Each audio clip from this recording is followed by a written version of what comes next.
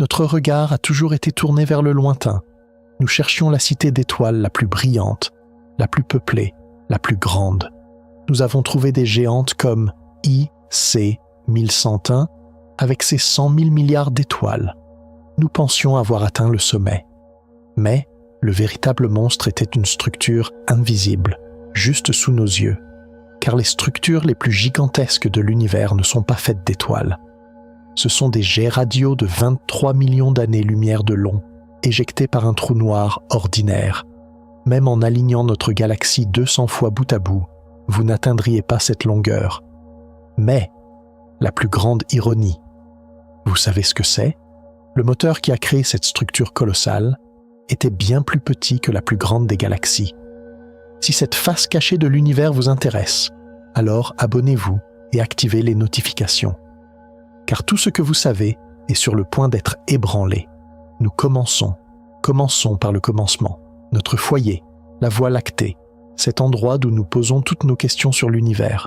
Par une nuit claire, lorsque vous regardez le ciel, vous voyez cette faible bande de lumière qui s'étend d'un horizon à l'autre. C'est le disque plat de notre galaxie. Notre système solaire vit dans les faubourgs de ce disque. Cette bande de lumière semble délicate, presque fragile. Mais cette apparence est une illusion, car en réalité vous contemplez une structure massive composée de 200 à 400 milliards d'étoiles. Cette structure s'étend sur au moins 100 000 années-lumière. Il faut vraiment comprendre ce chiffre. Une année-lumière est la distance que la lumière parcourt en un an. La lumière se déplace à 300 millions de mètres par seconde. En un an, elle parcourt donc près de 10 000 milliards de kilomètres. Et la Voie lactée mesure 100 000 fois cette distance. Imaginez que vous envoyez un rayon de lumière d'un bout à l'autre de notre galaxie. Ce rayon lumineux n'atteindrait sa destination qu'après 100 000 ans. Quand il serait parti, les humains n'avaient pas encore découvert l'agriculture. Il n'y avait pas de ville, pas d'écriture. L'histoire écrite n'existait pas. Et ce rayon de lumière serait encore en chemin, même si tout ce que nous connaissons en tant que civilisation avait déjà disparu. Voilà notre galaxie, c'est notre foyer. Mais cette étendue vertigineuse n'est même pas la plus petite échelle de cette histoire. Alors qu'est-ce qui maintient cette structure gigantesque d'un seul tenant? Car la gravité entre les étoiles du centre et celles du bord n'est pas suffisante. Les étoiles visibles de la Voie lactée, surtout celles en périphérie, se déplacent trop vite pour être maintenues en orbite par la seule gravité de la matière visible. Il doit y avoir quelque chose qui les retient, quelque chose que nous ne pouvons pas voir. C'est ici que nous rencontrons l'un des concepts les plus mystérieux de l'univers, la matière noire. La matière noire est le squelette d'une galaxie, mais elle n'émet pas de lumière, elle ne reflète pas la lumière, elle n'absorbe pas la lumière. Elle ne manifeste son existence que par la gravité. C'est elle qui maintient les galaxies ensemble. C'est elle qui façonne leur structure. C'est elle qui guide la croissance des amas de galaxies sur des milliards d'années. Sans matière noire, la Voie lactée se serait dispersée depuis longtemps. Ainsi, cette matière invisible pèse plus lourd que tout ce que nous voyons. Notre foyer est donc une cité d'étoiles géante, construite sur une fondation invisible. Nous ne sommes pas seuls dans cette ville. Dans notre voisinage cosmique, il y a plus de 80 autres galaxies liées par la gravité. Les astronomes appellent cette famille le groupe local. La plupart de ces galaxies sont des galaxies naines, faibles, petites, pauvres en étoiles. Elles sont comme des satellites des deux membres dominants. L'un de ces membres est la Voie lactée, l'autre est Andromède. Ceux qui vivent dans l'hémisphère nord, par une claire soirée d'automne, peuvent voir Andromède à l'œil nu. À côté de la constellation d'Andromède, c'est une faible tache de lumière floue, comme si quelqu'un avait dessiné un nuage sur le ciel nocturne. Mais, en réalité, cette tache est l'une des structures les plus grandioses que l'œil humain ait jamais observées directement. Cette lumière qui frappe votre rétine en ce moment même a quitté Andromède il y a environ 2,5 millions d'années. À cette époque, le genre Homo n'existait pas encore sur Terre. Nos premiers ancêtres que l'on pourrait qualifier d'humains parcouraient les savanes africaines et apprenaient tout juste à fabriquer des outils en pierre. Andromède est plus grande que la Voie lactée, beaucoup plus grande. Son diamètre est d'environ 220 000 années-lumière. On estime qu'elle contient 1000 milliards d'étoiles. C'est au moins le double, peut-être même le quintuple de la Voie lactée. Son trou noir supermassif central pèse environ 100 millions de masses solaires, soit 25 fois le nôtre. Si vous pensez au groupe local comme à une famille, Andromède est la sœur aînée, plus grande et plus lourde. Pendant des années, nous avons vécu en pensant que notre galaxie était la plus importante. Mais nous nous trompions, et une autre dimension entre en jeu. Andromède et la Voie lactée tombent l'une vers l'autre, pas au sens métaphorique, au sens littéral. La gravité attire les deux systèmes l'un vers l'autre à une vitesse d'environ 110 km par seconde. Dans environ 4 à 5 milliards d'années, elles entreront en collision. Cette collision ne sera pas l'une de ces explosions rapides et dramatiques que vous connaissez des films de science-fiction. Elle durera des centaines de millions d'années. Les bras spiraux des deux galaxies se déformeront, se briseront, s'entremêleront. De longues queues d'étoiles s'étendront dans les profondeurs de l'espace. Les trous noirs au centre des deux galaxies se rapprocheront lentement. Et finalement, ils fusionneront pour former un seul trou noir, beaucoup plus massif. Pendant ce temps, ils émettront des ondes gravitationnelles qui se propageront dans le tissu de l'espace-temps. Ce qui restera à la fin de cette rencontre ne sera aucune des galaxies originales. Une nouvelle galaxie elliptique émergera, un amas gigantesque et diffus de vieilles étoiles. Les astronomes lui ont déjà donné un nom non officiel, Milkomeda. Pourtant, aussi massive que soit Milkomeda, ce n'est pas la fin de l'histoire. Ce n'est même pas le début de ce qui est vraiment effrayant. Ce n'est que le prochain barreau d'une échelle qui monte si haut qu'elle vous donnera le vertige si vous levez les yeux. Car bien au-delà de notre groupe local, à environ 54 millions d'années-lumière, s'étend l'amas de la Vierge. Cet amas contient plus de 1300 galaxies liées par une structure gravitationnelle commune de matière visible, de gaz chaud et d'une quantité énorme de matière noire. Et en plein centre de cet amas se trouve un monstre nommé Messier 87.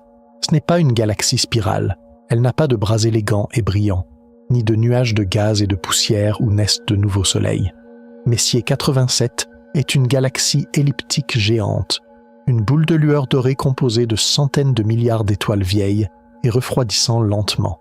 Son diamètre est d'environ 240 000 années-lumière, et en son centre se trouve ce trou noir qui a marqué l'histoire en 2019, le premier trou noir jamais imagé directement. La masse de ce trou noir est de 6,5 milliards de masses solaires. Le nôtre était de 4 millions, celui d'Andromède de 100 millions, celui de Messier 87, lui, est de 6,5 milliards. Chaque chiffre rend le précédent insignifiant. Mais, dans cette histoire, même Messier 87 n'est pas l'arrêt final. C'est juste une gare sur le chemin vers le haut. Car dans la hiérarchie de l'univers, il existe des galaxies qui font paraître Messier 87 ordinaire. Des galaxies qui ne sont pas seulement grandes, mais qui mettent le concept même de grandeur à l'épreuve. Des galaxies qui sont apparues grâce à la patience infinie de la gravité, en dévorant tout ce qui entrait à leur portée pendant des milliards d'années. Ces galaxies trônent au centre des amas de galaxies les plus massifs de l'univers. Et elles sont le produit final d'un processus que les astronomes appellent parfois le cannibalisme cosmique. Ces géantes sont des monstres qui ne cessent de croître par la fusion d'innombrables galaxies, se transformant en structures toujours plus diffuses et plus anciennes. Ce processus façonne même leur centre. À chaque fusion, les trous noirs centraux dansent l'un avec l'autre. Pendant cette danse, ils éjectent les étoiles environnantes dans l'espace comme une fronde, et chaque fusion rend le monstre central un peu plus grand. Mais c'est pour comprendre la plus grande galaxie créée par ce cannibalisme cosmique. Il faut d'abord regarder l'histoire de sa découverte, car elle a été découverte bien avant que quiconque ne comprenne ce qu'elle était. Au cours de l'été 1790, lorsque l'astronome William Herschel pointa son télescope vers un point, situé à la lisière des constellations de la Vierge et du Serpent, il ne nota qu'une faible tache de lumière floue. Cette tache est restée dans les archives pendant plus d'1 siècle. Mais, lorsque l'astronomie moderne a réexaminé cette vieille archive, elle a radicalement changé toutes les idées sur ce que l'univers était capable de construire. Ça a tout changé. Le nom de cette galaxie est IC 1101. C'est un nom bureaucratique signifiant qu'il s'agit de la 1101e entrée de l'index catalogue des nébuleuses et amas d'étoiles.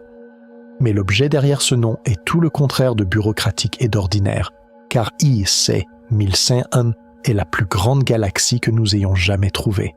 Et c'est un monstre qui repousse les limites de l'univers. Pour comprendre ce monstre, nous devons d'abord connaître son adresse. Elle se trouve à environ 1,15 milliard d'années-lumière de la Terre. Cela signifie que la lumière qui nous en parvient aujourd'hui a commencé son voyage il y a 1,15 milliard d'années. À cette époque, la vie sur Terre était encore primitive. Les organismes multicellulaires venaient à peine d'évoluer. Nous ne saurons jamais à quoi ressemble IC 1101 aujourd'hui. C'est un message d'une autre ère de l'univers, une nouvelle qui a voyagé plus d'1 milliard d'années pour nous parvenir. Et cette nouvelle est remplie de chiffres qui commencent à détruire systématiquement l'intuition humaine. Commençons par sa taille. Le diamètre du corps stellaire visible dit C1101, selon la méthode de mesure et la longueur d'onde, se situe entre 400 000 et 550 000 années-lumière. Même avec l'estimation la plus conservatrice, soit 400 000 années-lumière, IC 1101 est 4 fois plus large que la Voie lactée. Avec une valeur de 550 000 années-lumière, ce rapport approche presque les 6 fois. Mais ce n'est que son noyau brillant est rempli d'étoiles, car IC 1101 possède aussi un halo. Un halo d'étoiles fantomatiques et diffus, qui s'étend bien au-delà du corps principal visible. Ce halo a été cartographié grâce à des photographies de l'espace lointain, prises avec des détecteurs sensibles, et ce halo s'étend jusqu'à environ 2 millions d'années-lumière du centre de la galaxie. Cela signifie que le diamètre total du halo est d'environ 4 millions d'années-lumière, bien que certaines sources parlent de 6 millions d'années-lumière. Cette valeur inclut probablement la lumière d'étoiles qui n'appartiennent plus techniquement à la galaxie, mais à l'amas entier. 4 millions d'années-lumière. Réfléchissons un instant à ce chiffre. Le diamètre de la Voie lactée est d'environ 100 000 années-lumière. Celui d'Andromède est de 220 000 années-lumière. La distance entre la Voie lactée et Andromède est de 2,5 millions d'années-lumière. IC 1101, avec son seul halo diffus, remplirait presque entièrement cet espace.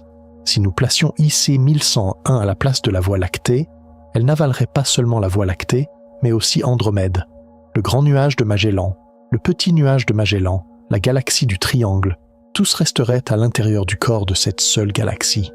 L'ensemble de notre foyer cosmique, le groupe local avec ses 86 membres, ne serait pas plus grand qu'un amas satellite à l'intérieur du halo d'un seul objet.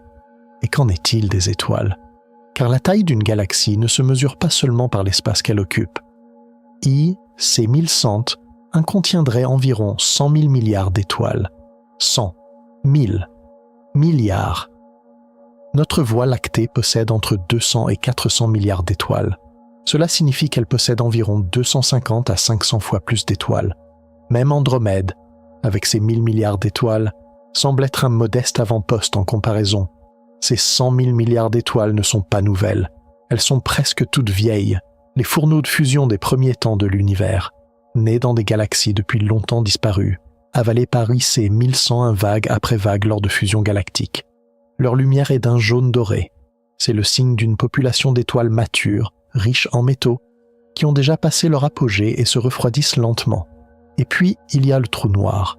Le trou noir au centre d'IC 1101 est l'un des plus massifs jamais mesurés.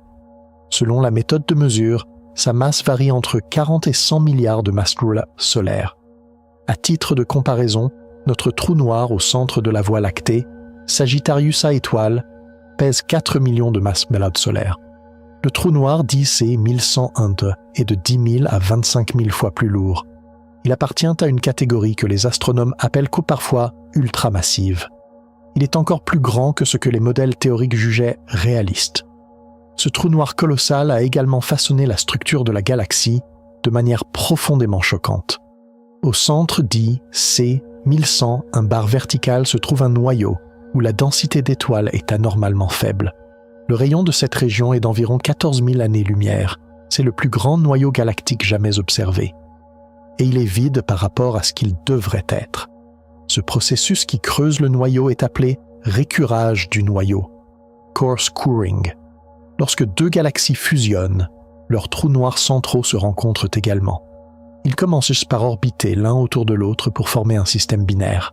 En se rapprochant, ils éjectent les étoiles qui s'approchent trop près d'eux par un effet de fronde gravitationnelle.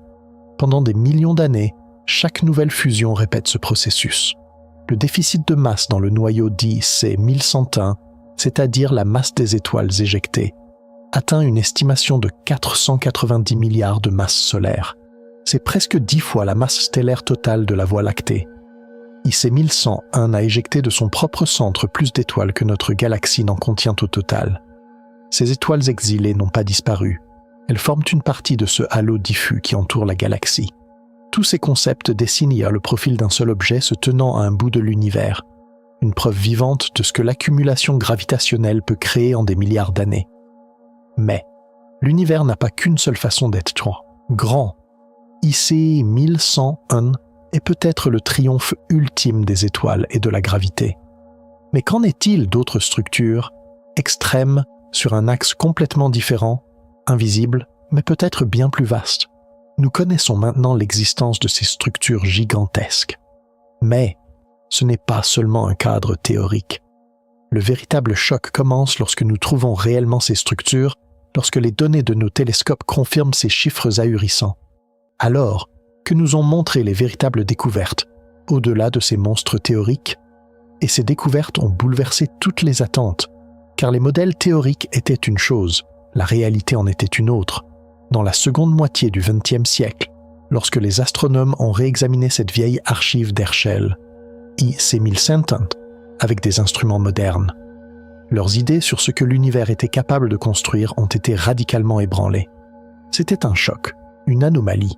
Ça ne devait pas exister. Mais c'était là. IC 1101 est plus qu'un point de données. C'est un monstre. Situé à 1,15 milliard d'années-lumière, il trône au cœur d'un amas de galaxies massif nommé Abell 2029. Et les dimensions de ce monstre défient l'entendement humain. Son corps brillant, composé uniquement d'étoiles visibles, s'étend jusqu'à 550 000 années-lumière. C'est près de 6 fois plus large que la Voie lactée. Mais le vrai choc n'est pas là, car un halo fantomatique entoure ce noyau brillant. Le diamètre total de cet océan d'étoiles diffus est de 4 millions d'années-lumière. Ce chiffre n'a pas de sens, alors pensez-y comme ceci. L'espace entre notre galaxie, la Voie lactée, et notre plus proche grand voisin, Andromède, est de 2,5 millions d'années-lumière. IC 1101 à elle seule non seulement remplirait cet espace immense, mais elle avalerait aussi les voisins des deux côtés. Tout notre quartier cosmique, le groupe local avec plus de 80 galaxies, disparaîtrait à l'intérieur de cet unique objet. Comment cela pouvait-il être physiquement possible? Le simple fait qu'une structure de cette échelle puisse rester gravitationnellement liée mettait les théories à rude épreuve. Mais les chiffres deviennent encore plus fous. Nombre d'étoiles, 100 000 milliards. Notre galaxie au mieux compte 400 milliards d'étoiles. IC 1100, un abrite 250 fois plus d'étoiles que la Voie lactée. C'est une richesse inimaginable. Et en son centre, l'un des plus grands trous noirs jamais mesurés est à l'affût. Sa masse se situe entre 40 et 100 milliards de masses solaires. Sagittarius A, étoile au centre de la Voie lactée, ne pèse que 4 millions de masses solaires. Cela signifie que le trou noir IC 1101 pourrait être jusqu'à 25 000 fois plus lourd que le nôtre. Ce trou noir a projeté dans l'espace, depuis le centre de sa propre galaxie, une masse d'étoiles équivalente à 10 fois la masse totale de notre galaxie. Quand ces chiffres sont arrivés un par un, les astronomes ont marqué une pause. C'était le résultat du cannibalisme cosmique. Mais personne ne s'attendait vraiment à ce qu'un résultat aussi extrême puisse exister. C'était un monument terrifiant à la puissance de la gravité sur des milliards d'années. Cependant, au moment même où le monde scientifique tentait de comprendre les limites de ce géant visible, l'histoire a pris une tournure beaucoup plus étrange, car quelqu'un d'autre regardait quelque chose de complètement différent. C'étaient les radioastronomes. Depuis le milieu du siècle, ils utilisaient des télescopes qui écoutaient les ondes radio invisibles. Et avec ces instruments, ils ont découvert quelque chose d'étrange. Certaines galaxies formaient des structures gigantesques, qui s'étendaient bien au-delà de leur corps stellaire visible. Ces structures n'étaient pas faites d'étoiles, c'étaient des nuages de plasma chauffé et magnétisé, créés par des jets relativistes projetés depuis le centre des galaxies. Les jets relativistes. Ce terme peut sembler technique. Mais sa réalité est l'un des événements les plus violents du cosmos. un trou noir supermassif actif en avalant le gaz et la poussière environnant, éjecte une partie de la matière par ses pôles, et ce, à des vitesses atteignant 99% de la vitesse de la lumière. La puissance de ces jets est équivalente à la production d'énergie de billions de soleils. Lorsque ces jets heurtent le gaz intergalactique, ils forment d'énormes lobes radio, des nuages de lumière invisibles et fantomatiques. La plupart des radiogalaxies produisent des lobes de quelques centaines de milliers d'années-lumière. Impressionnant, mais comparable à la galaxie elle-même. Mais il existait une sous-classe, les radiogalaxies géantes. Et elles pulvérisaient cette échelle. Et en février 2022, cette découverte est arrivée. Une équipe dirigée par Martin Huey de l'Observatoire de Leyde aux Pays-Bas a découvert une radiogalaxie géante en utilisant le réseau de télescopes LOFAR. Ils lui ont donné le nom d'un géant de la mythologie grecque, Alcyonus. Ce qu'ils ont trouvé était inconcevable. La structure radio d'Alcyonus s'étendait sur 5 mégaparsecs d'un bout à l'autre. C'est environ 16 millions d'années-lumière, 160 fois le diamètre de la Voie lactée. Cette structure était 4 fois plus grande que le halo de 4 millions d'années-lumière, 10 et 1101. C'était impossible. En un instant, le record de la plus grande structure de l'univers avait changé de main, et il était passé à une structure invisible. Mais le vrai choc n'était pas là. La vérité qui défiait l'entendement, c'était la galaxie au centre de cette structure colossale, car cette galaxie était ordinaire, complètement normale. Sa masse stellaire n'était que de quelques fois celle de la Voie lactée. Son trou noir central ne pesait que 390 millions de masses solaires, incomparable au monstre d'IC 1101. Comment était-ce possible? Comment un moteur aussi modeste pouvait-il produire la plus grande structure connue de l'univers? C'était contraire aux attentes fondamentales de la physique. La puissance ne correspondait pas au résultat. Quelque chose n'allait pas. Nos modèles étaient incomplets. La masse colossale d'IC 1101 expliquait sa taille colossale. Mais Alcyonus semblait n'avoir aucune explication. C'était la façon de l'univers de nous dire « Vous ne regardez pas au bon endroit ». Les plus grandes structures ne devaient pas nécessairement provenir des plus grands moteurs. Mais, si c'était le cas, qu'est-ce qui créait ces structures colossales? Y avait-il une physique inconnue, ou y avait-il une autre partie de l'histoire, bien plus importante que la puissance du moteur, que nous avions négligée? Alors que les scientifiques se débattaient avec cette contradiction, les données continuaient de s'accumuler, et la réponse à cette énigme allait ouvrir la porte à un mystère bien plus grand, car même le record d'Alcyonus n'était en fait qu'un début. Les astronomes allaient apprendre que les plus grandes structures de l'univers se manifestaient dans les endroits les plus improbables, sous les formes les plus inattendues, et que chaque nouvelle découverte ne faisait que transformer la précédente en une simple marche d'escalier. Ils étaient sur le point de l'apprendre, car l'équipe qui a trouvé Alcyonus a suggéré que la réponse ne résidait pas dans la puissance du moteur, mais dans l'environnement. Alcyonus se trouvait sur un filament de la toile cosmique, dans un endroit où le milieu intergalactique était anormalement peu dense. Dans un environnement plus dense, les mêmes jets auraient formé des lobes relativement petits. Mais, dans cet environnement plus vide, ils avaient pu s'étendre sans rencontrer presque aucun obstacle. Ce n'était pas la puissance du moteur qui déterminait la taille, mais l'ouverture du chemin. C'était une perspective qui changeait les règles du jeu. Mais, même ce record n'a pas tenu longtemps. En septembre 2024, la même équipe a annoncé une autre radiogalaxie géante qu'ils ont nommée Porphyrion, un autre géant grec. Ce nouveau monstre éclipsait Alcyonus. La longueur projetée des jets radio de Porphyrion atteignait environ 7 mégaparsecs, c'est-à-dire environ 23 millions d'années-lumière, plus de 180 fois le diamètre de la Voie lactée. Cette structure, si elle était placée à la place de la Voie lactée, s'étendrait sur une zone si vaste qu'elle pourrait rivaliser avec la distance de certains des amas de galaxies les plus proches. Mais ce qui rendait Porphyrion encore plus impressionnant, c'est que sa galaxie haute n'était pas ordinaire. C'était une galaxie vraiment massive, environ 10 fois plus massive que la Voie lactée. De plus, la galaxie haute se trouvait à 7,5 milliards d'années-lumière. Cela signifiait que ces jets existaient lorsque l'univers avait moins de la moitié de son âge actuel. Dans un cosmos relativement jeune, un trou noir projetait des faisceaux qui dépassaient les 2/3 du rayon d'un vide cosmique typique de cette époque. Cela ne devait pas être. À une période aussi précoce de l'univers, il n'aurait pas dû y avoir assez de temps et de masse pour former une structure de jet aussi grande et puissante. Cette découverte a montré qu'un trou noir inscrivait son influence bien au-delà de son foyer galactique, bien au-delà de n'importe quel amas de galaxies. Et même ce nouveau record n'a pas tenu, car à la fin de 2024, une autre radiogalaxie géante appelée TXA 0033+252 a été détectée. Sa structure radio mesurait environ 8 mégaparsecs de large, soit environ 26 millions d'années-lumière. Cela signifiait que quelques mois seulement après que le record d'Alcyonus ait été battu, un nouveau record repoussait une fois de plus une limite déjà difficile à concevoir. Le monde scientifique était stupéfait. Ces découvertes successives montraient que les radiogalaxies géantes n'étaient pas des anomalies rares. C'était une population, une classe d'objets que l'univers produisait couramment. Le télescope LOFAR n'avait balayé que 15% du ciel nordique. Et dans cette petite tranche, plus de 10 000 paires de jets s'étendant sur des millions d'années-lumière avaient déjà été détectés. Les 85% restants du ciel, qui sait quel monstre ils cachaient?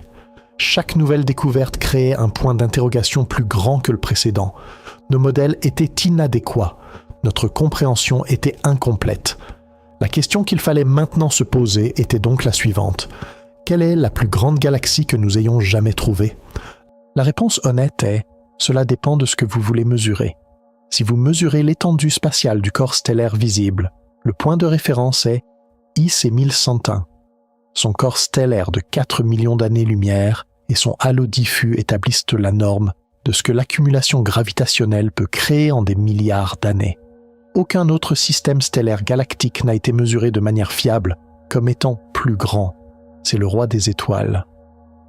Mais, si vous mesurez l'étendue physique totale de toute structure connectée provenant d'un centre galactique, y compris les jets relativistes et leurs nuages de plasma, alors le record appartient à Porphyrion et à ses successeurs. Leur structure dépasse IC 1101 de 5 à 7 fois. Ils existent sur un axe d'extrêmes différents. Ce sont les géants invisibles. Cette distinction n'est pas académique. Elle reflète une réalité physique. Les galaxies ne sont pas des objets simples avec des frontières nettes. Ce sont des systèmes à plusieurs couches. Un corps stellaire visible, une structure de matière noire, un réservoir de gaz, des champs magnétiques, et dans certains cas, des flux relativistes qui s'étendent là où les étoiles ne pourront jamais atteindre. La combinaison de ces deux extrêmes est ce qui est vraiment effrayant. L'univers peut simultanément construire des galaxies aussi massives et visuellement gigantesques que IC 1100 et créer des structures singulières aussi physiquement étendues que les jets de Porphyrion. Les deux catégories sont régies par les mêmes lois fondamentales de la physique. Mais elles sont si différentes qu'il est difficile de les mentionner dans la même phrase en parlant de taille. Ce que cette situation dit de l'univers est peut-être le plus important. Il n'y a pas de limite supérieure définie. Il ne semble pas y avoir d'obstacle où la physique dit « ça ne peut pas être plus grand ». La vraie question n'est pas de savoir si nous avons trouvé le détenteur du record. La vraie question est pourquoi nous avons cessé de croire qu'il pourrait y avoir un détenteur de record. Chaque nouvelle chose que nous voyons s'avère plus grande que la précédente. Nous avons trouvé des géants remplis d'étoiles, puis des fantômes de plasma invisibles, des dizaines de fois plus grands. Et chaque nouvelle découverte soulève des questions plus fondamentales, plus techniques, sur le fonctionnement de ces structures. Comment ces monstres sont-ils alimentés? Quel est exactement le mécanisme qui déclenche ces jets? Et comment ces structures colossales façonnent-elles l'univers qui les entoure, c'est-à-dire la toile cosmique? Pour comprendre l'anatomie de ces monstres, nous devons descendre au niveau le plus fondamental de la physique, car le secret de ces structures est caché dans leurs plus petites parties, dans leurs interactions les plus fondamentales, cachées. Alors, comment fonctionnent exactement ces structures colossales? Quels mécanismes physiques permettent au trou noir au centre d'une galaxie de créer des structures des centaines de fois plus grandes que sa propre galaxie? Il est temps de prendre du recul par rapport à l'excitation des découvertes choquantes et d'ouvrir le capot du moteur. Car la clé pour comprendre ces monstres cosmiques passe par la physique impitoyable et pourtant élégante, qui les sous-tend. Tout d'abord, nous devons comprendre comment les galaxies de type C, D comme IC 1101 sont devenues si massives. Le processus repose sur un mécanisme que les astronomes appellent le cannibalisme cosmique, mais qui est en fait plus connu sous le nom de fusion hiérarchique. C'est une caractéristique fondamentale de l'univers. Les riches deviennent encore plus riches. Vous pouvez imaginer ce processus comme une boule de neige. Une petite boule de neige qui dévale une pente grossit en ramassant la neige sur son chemin. En grossissant, sa surface augmente, ce qui lui permet de ramasser encore plus de neige. Plus elle ramasse de neige, plus elle grossit vite. C'est un cycle auto-entretenu. Les amas de galaxies fonctionnent exactement de la même manière. Au début de l'univers, de petites galaxies se forment grâce à la gravité. Lorsque ces galaxies tombent dans le puits de potentiel gravitationnel d'un amas de galaxies, elles perdent lentement de l'énergie. Ce processus est appelé friction dynamique. Tout comme l'air ralentit une voiture qui va vite, l'effet gravitationnel des autres galaxies et de la matière noire de l'amas ralentit la galaxie qui tombe. La galaxie s'enfonce donc lentement en spirale vers le centre de l'amas. Et au centre, quelque chose l'attend, la plus grande galaxie de l'amas, la BCG, Brightest Cluster Galaxy. Cette galaxie centrale est la plus grande depuis le début, et comme la boule de neige qui dévale la pente, elle avale chaque galaxie qui tombe au centre de l'amas. Chaque fusion rend la galaxie centrale un peu plus grande. Elle incorpore ses étoiles. Elle prend son gaz et sa poussière. Elle fusionne son trou noir avec le sien. IC 1101 est le produit final de ce processus qui a duré des milliards d'années. Elle a avalé des dizaines de grandes galaxies et des centaines de petites. C'est pourquoi elle est si grande. Pourquoi ses étoiles sont si vieilles. Pourquoi sa structure est si diffuse. Ce mécanisme explique parfaitement pourquoi la galaxie possède 100 000 milliards d'étoiles et un halo s'étendant sur 4 millions d'années-lumière. Ce halo est constitué des restes déchiquetés des galaxies avalées, les fantômes de mondes oubliés. Mais ce processus de fusion a une conséquence bien plus violente, le récurage du noyau, core screwing. C'est la raison de ce vide de 14 000 années-lumière de rayons au cœur d'IC 1101. Lorsque deux galaxies fusionnent, non seulement leurs étoiles, mais aussi leurs trous noirs supermassifs centraux fusionnent. Ils commencent par orbiter l'un autour de l'autre à des dizaines de milliers d'années-lumière de distance. Ils se rapprochent lentement en raison de la friction dynamique. Ce processus dure des millions d'années. Finalement, lorsqu'ils se rapprochent à quelques années-lumière l'un de l'autre, ils forment un système de trous noirs binaires. C'est là que la physique devient brutale. Ces deux masses colossales, en tournant sur leur orbite, interagissent avec les étoiles environnantes. C'est l'effet de fronde gravitationnelle.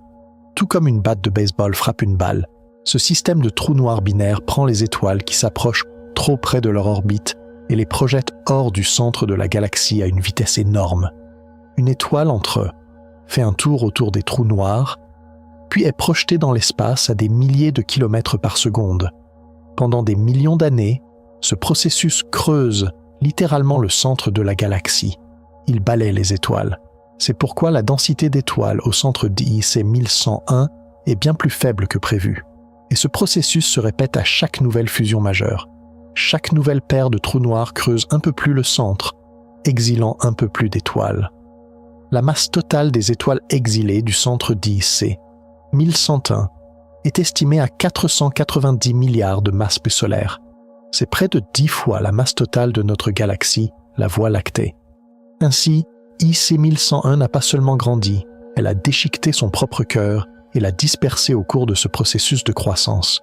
Et qu'en est-il des radiogalaxies géantes comme Alcyonus et Porphyrion? Leur secret réside dans un mécanisme complètement différent, les jets relativistes. C'est l'un des moteurs les plus puissants de l'univers. Tout tourne autour d'un trou noir supermassif actif au centre d'une galaxie. Le mot « actif » est la clé ici, car tous les trous noirs ne produisent pas de jets. Pour produire des jets, le trou noir doit être en train de se nourrir, c'est-à-dire qu'il doit avaler du gaz, de la poussière et même des étoiles de son environnement. Cette matière, en tombant en spirale vers le trou noir, forme un disque d'accrétion. La matière de ce disque chauffe jusqu'à des centaines de millions de degrés en raison de l'énorme gravité et de la friction. C'est l'un des endroits les plus chauds de l'univers. Ce plasma extrêmement chaud émet d'énormes quantités d'énergie sous forme de rayons X et de rayons gamma. Mais toute la matière ne tombe pas dans le trou noir. Les champs magnétiques complexes des bords intérieurs du disque fonctionnent comme une dynamo. Ces champs magnétiques se tordent en forme d'entonnoir le long de l'axe de rotation du disque. Et ces entonnoirs magnétiques capturent une partie des particules chargées à l'intérieur du disque et les éjectent avec une force incroyable, tout comme une tornade aspire les débris et les projette.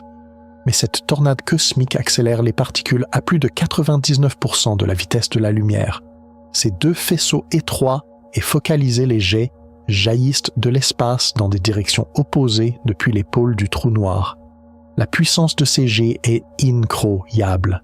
L'énergie cinétique d'un seul jet peut dépasser la luminosité totale de toutes les étoiles de sa galaxie haute. Une énergie équivalente à des billions de soleils, concentrée dans une zone aussi étroite qu'une tête d'épingle. Ce mécanisme explique pourquoi une galaxie comme Porphyrion peut créer des structures des centaines de fois plus grandes qu'elle, car elle utilise l'un des moteurs les plus efficaces de l'univers. Cependant, le jet lui-même n'est que le début de l'histoire, car ces jets ne voyagent pas éternellement dans le vide spatial. Ils heurtent un milieu de gaz et de plasma extrêmement raréfié, mais existant, appelé milieu intergalactique, intergalactic medium, IGM. C'est cette collision qui crée les énormes lobes radio. Après avoir quitté la galaxie, le jet heurte le milieu intergalactique devant lui et crée une onde de choc. Ce point d'impact est appelé point chaud, hotspot, tout comme l'eau d'une lance d'incendie frappe un mur et se disperse. Le plasma à l'intérieur du jet ralentit à ce point chaud et commence à refluer. Ce plasma refluant forme un énorme nuage de plasma gonflé autour du jet. C'est ce nuage qui est le lobe radio. Ces lobes sont remplis de champs magnétiques et d'électrons à haute énergie transportés par le jet. Ces électrons, en se déplaçant en spirale autour des champs magnétiques, émettent des ondes radio par un processus appelé rayonnement synchrotron. C'est cette lumière que nos radiotélescopes voient. Nous ne voyons donc pas le jet lui-même, mais les débris qu'il crée après avoir heurté le milieu intergalactique. C'est la raison pour laquelle Alcyoneus s'étend sur 16 millions d'années-lumière. Ces jets ont été projetés pendant si longtemps et dans un milieu si raréfié que les nuages de débris qu'ils ont créés ont atteint des dimensions ahurissantes. Ce processus montre comment l'influence d'une galaxie peut s'étendre bien au-delà des limites de ses propres étoiles. Ce n'est pas seulement un effet gravitationnel, c'est une intervention physique directe. Ces galaxies façonnent activement leur environnement. Mais, même ces mécanismes ne suffisent pas à expliquer pleinement pourquoi ces géants atteignent des dimensions aussi extrêmes, car tout doit s'aligner dans une tempête parfaite. Et il existe d'autres mécanismes, plus subtils, qui créent cette tempête parfaite. Par exemple, pourquoi ces jets sont-ils si stables? Comment peuvent-ils progresser sur des millions d'années-lumière sans se disperser? Ou pourquoi le halo d'Aï C1000 semble-t-il si lisse et symétrique? Les réponses à ces questions sont cachées dans les couches plus profondes de l'anatomie de ces monstres cosmiques. Et ces couches nous en disent encore plus sur l'architecture la plus fondamentale de l'univers. Car le secret de ces structures ne réside pas seulement dans leur propre dynamique interne, mais aussi dans leur relation avec la structure plus grande dans laquelle elles vivent, c'est-à-dire la toile cosmique, réside. C'est pourquoi, pour vraiment comprendre ces structures colossales, nous ne devons pas les voir comme des objets isolés, mais comme des parties d'une structure bien plus grande, appelée la toile cosmique. La toile cosmique est l'architecture à la plus grande échelle de l'univers.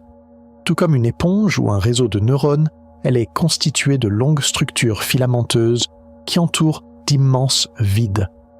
Les galaxies sont alignées le long de ces filaments, et là où les filaments se croisent, des amas de galaxies massifs se forment. IC 1101 est situé précisément à un de ces carrefours au centre de l'amas Abell, 2029. C'est comme une jonction où se rejoignent les autoroutes cosmiques. Pendant des milliards d'années, elle a attiré et avalé le trafic de galaxies provenant des filaments environnants. C'est pourquoi le halo C1001 est si lisse, car il n'est pas le produit de fusion chaotique et aléatoire. Au contraire, il a été alimenté par un flux relativement régulier le long des canaux prédéterminés de la toile cosmique. Cela permet à de nombreuses petites collisions de se lisser mutuellement avec le temps pour former une structure massive et lisse.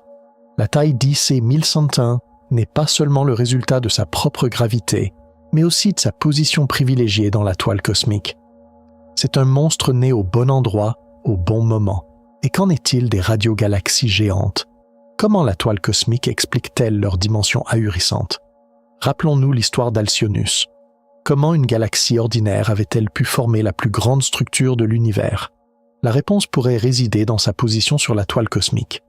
Alcyonus n'est pas situé au centre dense d'un amas de galaxies, mais à l'intérieur d'un filament relativement vide. Cela signifie que ces jets rencontrent beaucoup moins d'obstacles. C'est comme la différence entre conduire dans une ville bondée et sur une autoroute déserte. Dans un amas de galaxies denses, un jet entre rapidement en collision avec le gaz chaud et dense de l'amas, perd son énergie et se disperse. Mais les jets d'Alcyonus, comme s'ils avançaient sur une autoroute quasi déserte, ont pu progresser sur des millions d'années-lumière sans rencontrer presque aucune résistance. C'est pourquoi ils ont pu atteindre des dimensions aussi colossales. Le facteur clé ici n'est donc pas la puissance du moteur, mais l'ouverture du chemin. Même les galaxies avec des moteurs plus puissants, comme Porphyrion, n'auraient pas pu former des structures aussi grandes si elles se trouvaient dans un environnement dense. Cela montre à quel point l'univers est contextuel. Le destin d'une galaxie n'est pas seulement déterminé par sa propre dynamique interne, mais aussi par les caractéristiques de son quartier cosmique. Mais il existe un autre mécanisme plus profond qui explique comment ces jets peuvent avoir resté si stables sur des millions d'années-lumière sans se disperser. La réponse se cache dans les champs magnétiques. Les jets relativistes ne sont pas seulement composés de particules à haute énergie, ils transportent également des champs magnétiques extrêmement puissants et organisés. Ces champs magnétiques agissent comme un bouclier. Tout comme le lit d'une rivière maintient l'eau ensemble, ces champs magnétiques maintiennent le plasma à l'intérieur du jet et l'empêchent de se disperser latéralement. Ce processus est appelé collimation magnétique. Les champs magnétiques sont tordus en une forme hélicoïdale par la rotation du jet lui-même. Cette structure en hélice confère au jet une stabilité et une rigidité incroyables. Ce n'est plus seulement un flux de plasma, mais une lance blindée par une armure magnétique. Cette armure magnétique est si efficace que le jet peut conserver sa forme sur des millions d'années-lumière et concentrer son énergie sur sa cible. Auparavant, on pensait que la stabilité des jets était assurée uniquement par la pression du gaz à l'intérieur. Mais ces modèles ne pouvaient pas expliquer de si longues distances. Les simulations et observations modernes ont montré que les jets contiennent des champs magnétiques de l'ordre du microgauss, des milliers de fois plus puissants que le champ magnétique de la Voie lactée. Sans ces champs magnétiques, la structure de 23 millions d'années-lumière de Porphyrion ne pourrait pas exister. Il existe un dernier mécanisme critique qui permet la formation de ces structures colossales, la rétroaction, feedback. Les galaxies ne sont pas des systèmes fermés, elles interagissent constamment avec leur environnement. Une galaxie CD comme IC 1100, tout en grandissant en avalant les galaxies environnantes, disperse également d'énormes quantités d'énergie et de matière dans son environnement. C'est une boucle de rétroaction. Par exemple, lorsque son trou noir supermassif central devient actif, c'est-à-dire qu'il commence à se nourrir, il peut créer de puissants jets ou vents. Ces jets chauffent le gaz à l'intérieur et autour de la galaxie et le poussent hors de la galaxie, vers le milieu de l'amas. Cela arrête la formation d'étoiles, car les étoiles ont besoin de gaz froid pour se former. Le gaz chauffé ne peut pas former de nouvelles étoiles. C'est pourquoi les galaxies comme IC 1101 sont qualifiées de rouges et mortes. Ce sont de vieux géants qui ont depuis longtemps perdu leur capacité à former de nouvelles étoiles. C'est un processus d'autorégulation. Si la galaxie avale trop de gaz, le trou noir s'active et éjecte le gaz, empêchant ainsi une croissance ultérieure. C'est similaire à la façon dont un thermostat régule la température d'une pièce. Ce mécanisme de rétroaction explique pourquoi les amas de galaxies ont les tailles observées et pourquoi ils ne croissent pas de manière incontrôlée à l'infini. IC 1101 est l'exemple le plus extrême de ce point d'équilibre. C'est un monument cosmique qui a atteint la limite de sa croissance et qui ne fait plus que se refroidir et s'éteindre lentement. La même logique de rétroaction s'applique aux radiogalaxies géantes. Les jets de Porphyrion ne progressent pas simplement dans le vide. Ils chauffent et magnétisent le gaz raréfié dans les filaments de la toile cosmique et même dans les vides. Cela change le destin des galaxies, qui pourraient se former dans ces régions à l'avenir. Les astronomes ont longtemps débattu de l'origine des champs magnétiques dans l'univers. Ces radiogalaxies géantes pourraient offrir une partie de la réponse. Peut-être que la plupart des champs magnétiques de l'univers ont été semés dans l'espace par ces jets massifs au cours de milliards d'années.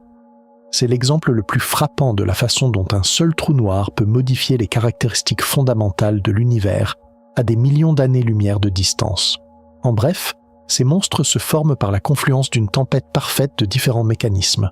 Cannibalisme cosmique, récurage du noyau, jet relativiste, collimation magnétique, interaction avec la toile cosmique et boucle de rétroaction.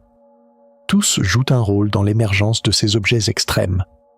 Comprendre ces mécanismes est vital non seulement pour comprendre ces galaxies, mais aussi pour comprendre comment l'univers dans son ensemble fonctionne et évolue.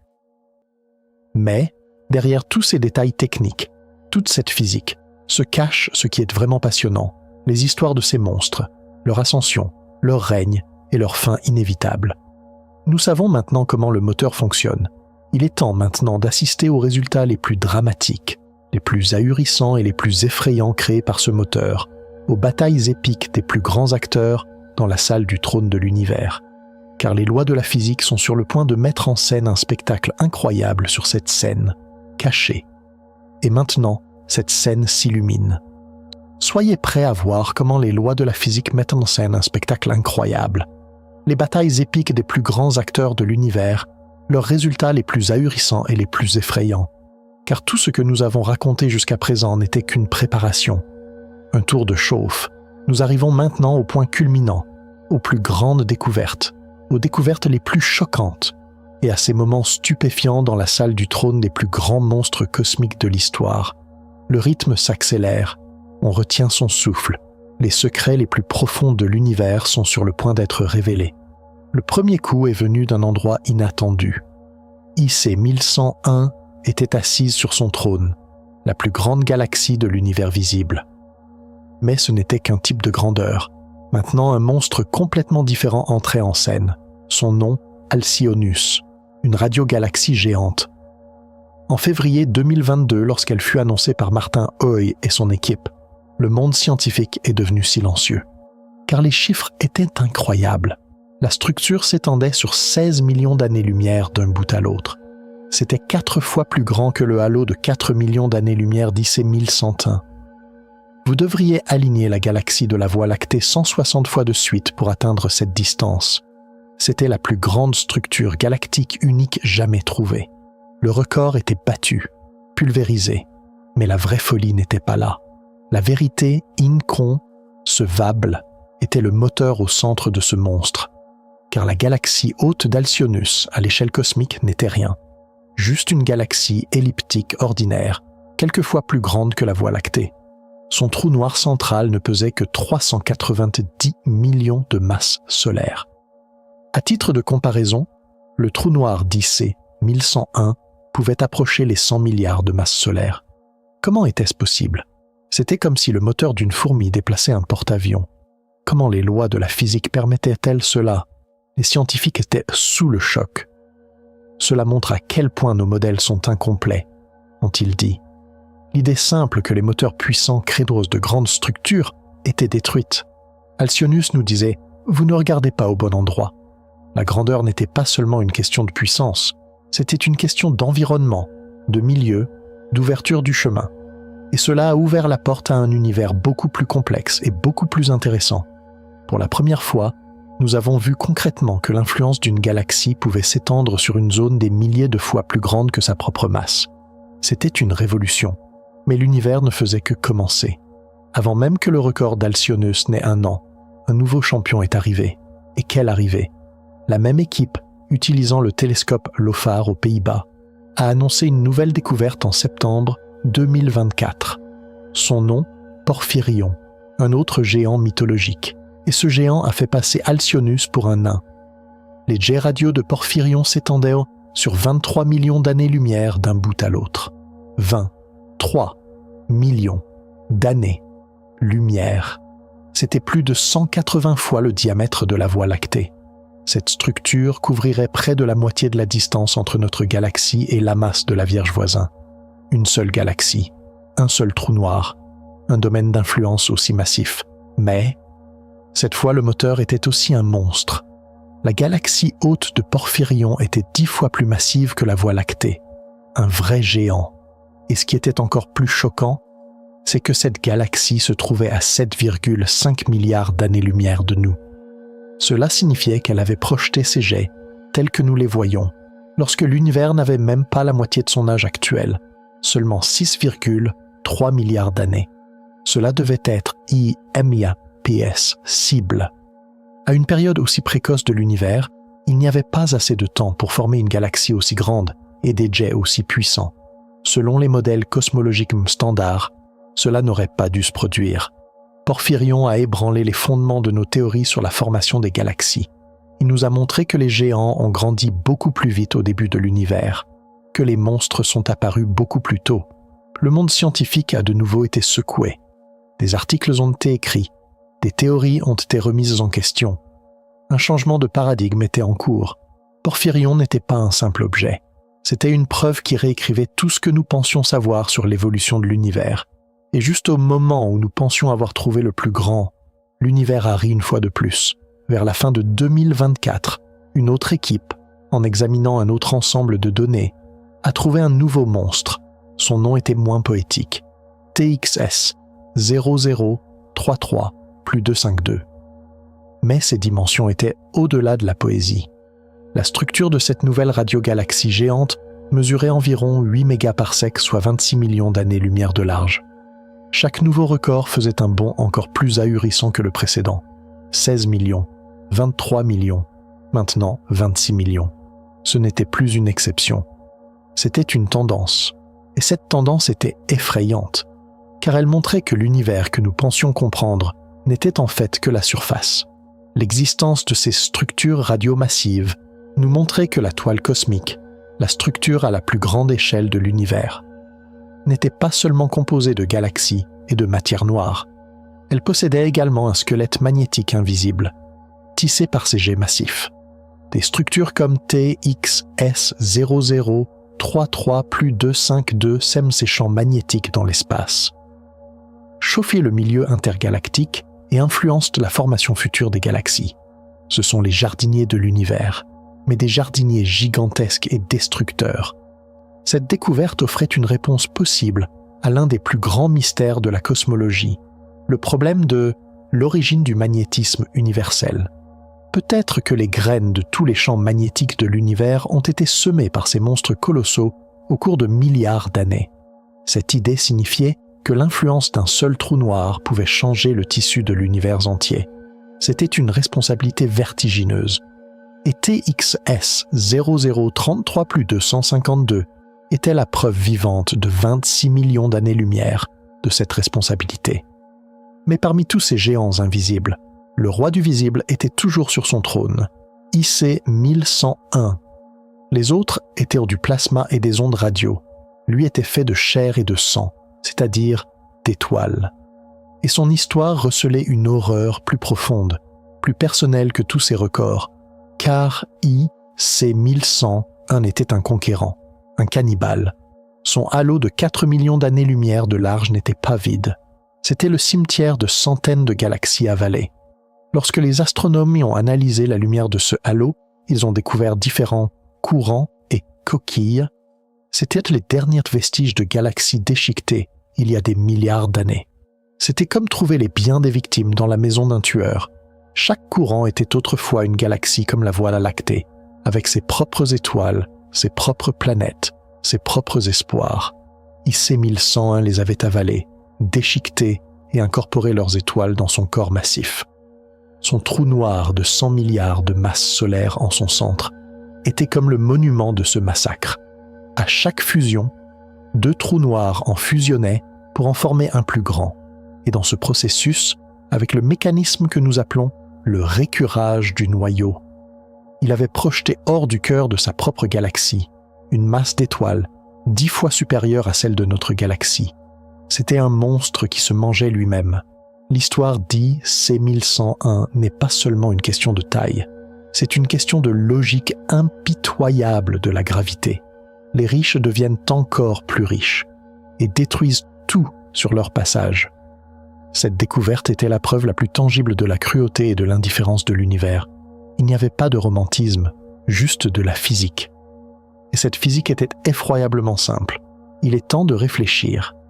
Car au milieu de tout ce drame cosmique, il y a une question plus importante à laquelle répondre. Une question beaucoup plus personnelle. Toute cette grandeur vertigineuse, cette violence ahurissante, cette étendue absurde, qu'est-ce que cela signifie pour nous, ces petites, fragiles, mortelles créatures? Quelle est exactement notre place dans l'univers? Qu'est-ce que l'histoire de ces monstres nous dit sur notre propre histoire? Car en fin de compte, l'astronomie n'est pas seulement une science sur les étoiles, c'est une science sur nous-mêmes. Et maintenant, il est temps de plonger dans les eaux les plus profondes, les plus philosophiques de cette science, commence. Et maintenant, après toute cette vitesse vertigineuse, toutes ces découvertes choquantes et ces moments épiques, nous devons nous arrêter un instant pour respirer, pour réfléchir. Car au milieu de tout ce drame cosmique, il y a une question plus importante à laquelle répondre, une question beaucoup plus personnelle. Toute cette grandeur ahurissante, cette étendue absurde, qu'est-ce que cela signifie pour nous, ces petites, fragiles, mortelles créatures? Quelle est exactement notre place dans l'univers? Qu'est-ce que l'histoire de ces monstres nous dit sur notre propre histoire? Car en fin de compte, l'astronomie n'est pas seulement une science sur les étoiles, c'est une science sur nous-mêmes. Et maintenant, le temps est venu de plonger dans les eaux les plus profondes, les plus philosophiques de cette science. Le premier paradoxe auquel nous devons faire face concerne nos dimensions. D'un côté, il y a l'univers observable, de 93 milliards d'années-lumière de large. À l'intérieur, il abrite des géants comme Is et 1101, s'étendant sur 4 millions d'années-lumière, et des J comme ceux de Porphyrion s'étendant sur 23 millions d'années-lumière. Ces chiffres dépassent l'entendement humain. De l'autre côté, il y a toi, il y a nous, avec notre taille d'environ 1,7 mètre. Nous sommes une entité plus petite qu'un grain de poussière dans cet immense océan cosmique. Si nous imaginons la galaxie de la Voie lactée comme un terrain de football, les jets de Porphyrion seraient des centaines de fois plus longs que ce terrain. Et sur ce terrain, tout notre système solaire serait plus petit qu'un grain de sable. La Terre serait microscopique. Et toi, tu serais une créature invisible debout sur ce point microscopique. Cette comparaison remplit d'abord d'un sentiment de néant, un sentiment d'insignifiance, d'absurdité. La réalité tragique est que nous sommes physiquement totalement impuissants face à cette immensité. Nous n'irons jamais sur IC 1101. Nous ne toucherons jamais les jets de Porphyrion. Ces distances resteront à jamais infranchissables pour nous. Nous sommes les spectateurs assis au siège le plus éloigné de cette immense scène de théâtre, ne voyant les géants sur scène que comme des points de lumière. Mais c'est là que l'autre face du paradoxe se révèle. Et cela change complètement l'histoire. Oui, physiquement, nous ne sommes rien, mais notre esprit est la seule chose capable de traverser ces 93 milliards d'années-lumière. Cette petite créature invisible, c'est-à-dire toi, c'est-à-dire nous, s'est levée de ce siège éloigné, a construit des télescopes, a développé les mathématiques, a résolu les lois de la physique et a commencé à comprendre non seulement l'existence de ces géants sur scène, mais aussi comment ils sont nés, comment ils vivent et comment ils meurent. Ce qui peut compter les 100 000 milliards d'étoiles, 10 100, 1, cartographier le champ magnétique des jets de 23 millions d'années-lumière de Porphyrion. C'est un organe de 1,5 kg à l'intérieur de cette créature, d'1,7 mètre, le cerveau. C'est le plus grand miracle du cosmos. L'univers a créé une structure assez complexe pour comprendre sa propre grandeur. Et cette structure, c'est toi. Tu es la partie de l'univers qui réfléchit sur elle-même. Le déclenchement des neurones dans ton cerveau peut révéler les secrets d'une galaxie à des milliards d'années-lumière. C'est une puissance mentale diamétralement opposée à notre impuissance physique. Par conséquent, lorsque nous revenons à cette analogie du terrain de football, oui, tu es plus petit qu'un grain de sable. Mais, en même temps, tu es la seule créature capable d'imaginer tout ce terrain et même toute la ville en dehors du stade, de comprendre ses règles et de raconter des histoires à son sujet. Ce n'est pas une insignifiance tragique, c'est un sens épique. Le deuxième paradoxe concerne le temps. D'un côté, il y a l'univers de 13,8 milliards d'années, des fusions galactiques de plusieurs milliards d'années, des étoiles naines rouges qui brûleront pendant des billions d'années, et même des trous noirs qui s'évaporeront après 10 puissance 100 ans. L'échelle de temps de l'univers est proche de l'éternité. De l'autre côté, il y a notre vie, environ 80 ans, un instant plus court qu'un clin d'œil sur le calendrier cosmique. Nous sommes des créatures éphémères, existant seulement un instant, debout sur la rive de ce fleuve de temps immense. IC 1101 existait des milliards d'années avant notre naissance et continuera d'exister des milliards d'années après notre disparition. Ce fait confère à notre existence un sentiment de fugacité, d'absurdité. Tout ce que nous faisons, chaque mot que nous disons, chaque personne que nous aimons, se perdra comme une goutte dans cet immense océan de temps. C'est la réalité tragique. Nous ne sommes qu'une note de bas de page dans la grande histoire de l'univers. Même pas ça, pas même une virgule, peut-être juste une tache d'encre sur une lettre. Mais voici encore ce « mais », ce mot magique. Oui, notre vie est un instant à l'échelle cosmique, mais cet instant est celui qui change tout, car dans ce bref instant, nous pouvons comprendre ce passé de 13,8 milliards d'années. Nous pouvons écouter l'écho du Big Bang, voir la lumière des premières étoiles, reconstruire l'histoire de cannibalisme de milliards d'années d'IC 1101. Et pas seulement le passé, nous pouvons aussi prévoir l'avenir. Nous pouvons calculer la mort thermique de l'univers, l'extinction des étoiles, l'évaporation des trous noirs. Nous sommes les seules créatures capables d'utiliser ce bref instant dans le fleuve du temps pour voir la source du fleuve et la mer où il se jette. Toutes les autres créatures sont emportées par le courant du fleuve. Nous nous tenons sur la rive et dessinons la carte du fleuve entier. Ce n'est pas une malédiction de notre fugacité, c'est une bénédiction. Car c'est peut-être précisément parce que nous n'avons que ce bref instant que nous sommes si désireux de le remplir de sens. Si nous avions une vie éternelle, peut-être ne nous poserions-nous aucune question. Nous aurions tout le temps. Mais ces 80 années, ce temps précieux, irréversible, nous donne un sentiment d'urgence. L'urgence de comprendre, d'explorer, d'aimer et de laisser une trace. Ta vie, oui, est aussi courte qu'un clin d'œil. Mais, pendant ce clin d'œil, tu as un œil capable de voir toute l'histoire de l'univers, et cela rend ce bref instant plus précieux que l'éternité. Le troisième et peut-être le plus douloureux des paradoxes concerne la solitude. D'un côté, il y a la richesse ahurissante de l'univers, 2000 milliards de galaxies dans l'univers observable, des centaines de milliards d'étoiles dans chaque galaxie, et autour de chaque étoile, potentiellement des planètes. Cela signifie des billions de mondes. Statistiquement, nous ne devrions pas être seuls. La vie aurait dû éclore ailleurs. De l'autre côté, il y a un silence assourdissant, le paradoxe de Fermi. Nous écoutons l'espace depuis près d'un siècle, et tout ce que nous entendons, c'est le bruit de notre propre civilisation et le murmure froid de l'univers. IC 1100, un compte 100 000 milliards d'étoiles, mais pas un seul signal intelligent n'en provient. Les jets de porphyrion transportent assez d'énergie pour alimenter des civilisations, mais pas un seul message n'est écrit avec cette énergie. La réalité tragique est que, peu importe jusqu'où nous regardons, avec quelle sensibilité nous écoutons, nous sommes confrontés au fait que l'univers est un vide immense. Peut-être que nous sommes vraiment seuls.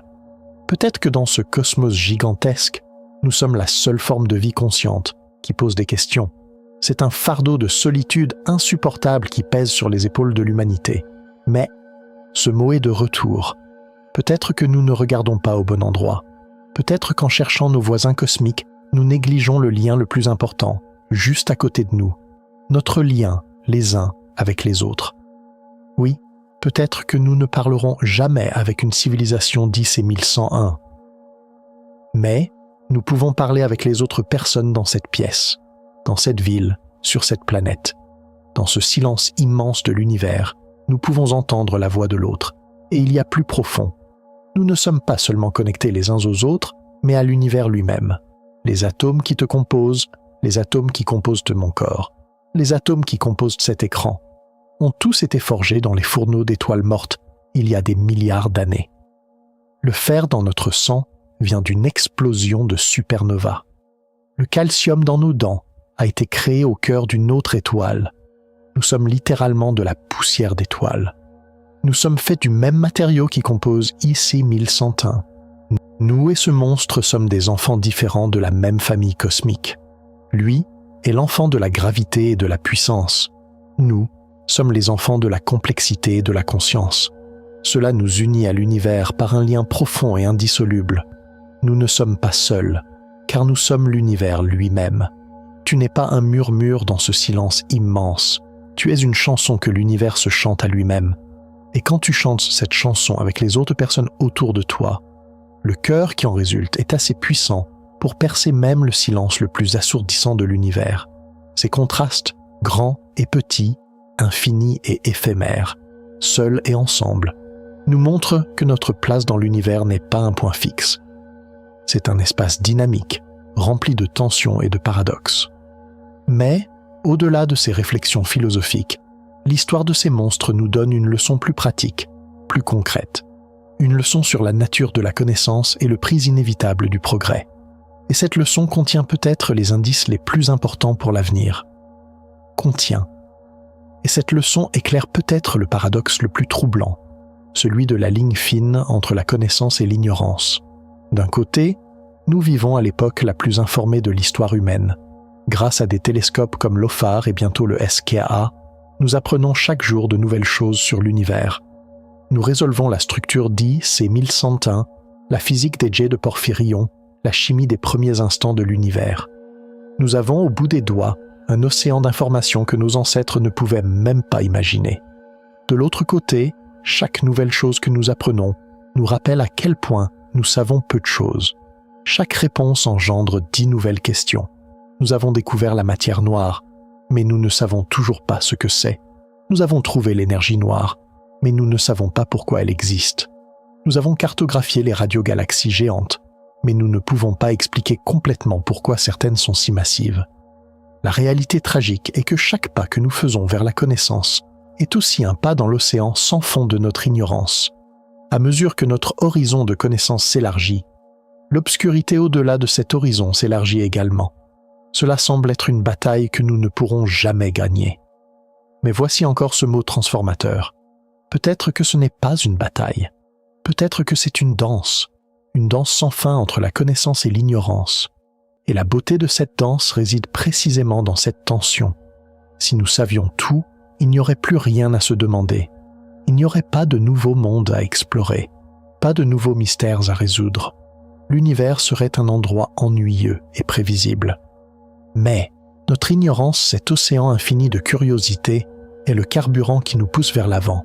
C'est ce qui nous pousse à construire de plus grands télescopes, à développer des théories plus audacieuses, à poser des questions plus profondes. C'est précisément cet état de non-savoir. L'ignorance n'est pas une faiblesse, c'est un potentiel. C'est le sol fertile d'où naîtront toutes les futures découvertes, tous les moments d'illumination. C'est pourquoi, quand tu ne comprends pas quelque chose, ce n'est pas un échec, c'est un début. Quand tu ne connais pas la réponse à une question, cela ne te rend pas moins intelligent. Cela fait de toi un explorateur. Car la science, ce n'est pas tout savoir. La science, c'est le courage d'admettre ce que l'on ne sait pas et le désir de marcher sans crainte vers cet inconnu. Ton ignorance est le plus grand cadeau que l'univers t'ait offert, car elle te promet un voyage infini de curiosité et de découverte. Et le dernier paradoxe que nous rencontrons dans ce voyage est peut-être le plus personnel, le paradoxe entre l'indifférence et le sens. D'un côté, il y a l'indifférence absolue de l'univers. IC1101 n'a pas conscience de ton existence. Les jets de porphyrion ne se soucient pas de tes rêves ou de tes peurs. L'univers fonctionne selon ses propres lois physiques, dans un cycle cosmique de violence et de création qui dure depuis des milliards d'années. Dans ce cycle, il n'y a ni bien ni mal, ni but ni plan, il est juste. Cette indifférence peut insuffler un sentiment de vide. Si l'univers ne se soucie pas de nous, alors quel est le sens de notre existence ? La réalité tragique est que l'univers ne nous a pas accordé de sens. Dans ce cosmos immense et indifférent, aucun rôle particulier ne nous a été assigné. Nous ne sommes pas spéciaux, mais, c'est peut-être là que réside notre plus grande liberté. Car si l'univers ne nous donne pas de sens, cela signifie que nous sommes libres de créer notre propre sens. Le sens n'est pas quelque chose à découvrir, c'est quelque chose à construire, et nous sommes des créatures qui construisent du sens. C'est nous qui regardons cet univers indifférent et y trouvons de la beauté de la crainte et de la curiosité. C'est nous qui regardons la faible lumière d'une galaxie à des milliards d'années-lumière et écrivons des poèmes, composons des chansons, peignons des tableaux à son sujet. Le sens n'est pas dans les objets. Le sens est dans l'œil qui regarde ces objets, dans la conscience, dans ta conscience. Tu es une usine qui donne un sens à cet univers absurde. C'est toi qui réchauffes ce cosmos froid et indifférent avec ton amour, ta curiosité, ton art, ta science. L'univers ne t'a peut-être pas donné de but. Mais il t'a donné le pouvoir de créer un but. Et c'est le plus grand cadeau que l'univers puisse offrir. Tu es une rébellion contre l'indifférence de l'univers. Ton existence est la preuve la plus forte que le sens peut exister. C'est pourquoi, lorsque tu te sens petit ou insignifiant, souviens-toi, tu es l'endroit où l'univers acquiert un sens. Après avoir appris toutes ces découvertes, ces chiffres vertigineux, ces paradoxes philosophiques, arrête-toi un instant et demande-toi, que ressens-tu? D'un côté, ce vertige qui nous envahit, ce Svindel, cette profonde tristesse créée par notre insignifiance cosmique, notre impuissance et notre solitude. De l'autre côté, cette joie incroyable, cette crainte et cet espoir apportés par le pouvoir de notre compréhension, la valeur de notre courte vie et notre lien les uns avec les autres. Qu'est-ce qui est vrai? Réponse: les deux. Car être humain, c'est précisément osciller entre ces deux sentiments. Nous sommes des créatures à la fois tragiques et miraculeuses, à la fois aussi petits qu'un grain de poussière et assez grands pour comprendre l'univers, à la fois instantanés et éternels. Accepter cette tension, apprendre à vivre à l'intérieur de ce paradoxe, c'est peut-être la sagesse elle-même, car celui qui regarde le cosmos sans avoir le vertige n'a pas encore vraiment regardé. Et celui qui ne trouve pas en même temps une joie profonde et un espoir dans ce vertige n'a pas encore regardé assez profondément. Ce vertige n'est pas un signe de faiblesse. C'est la preuve que la compréhension a commencé. Notre capacité à comprendre l'univers malgré la petitesse de nos dimensions. Notre capacité à saisir l'éternité malgré la brièveté de notre temps. Notre connexion les uns aux autres et à l'univers malgré notre solitude. Le fait que notre ignorance augmente à mesure que notre connaissance augmente. Et notre pouvoir de créer un sens dans un univers indifférent. Tous ces paradoxes nous montrent que notre place dans l'univers n'est pas une simple coordonnée, mais une expérience complexe, dynamique et pleine de sens.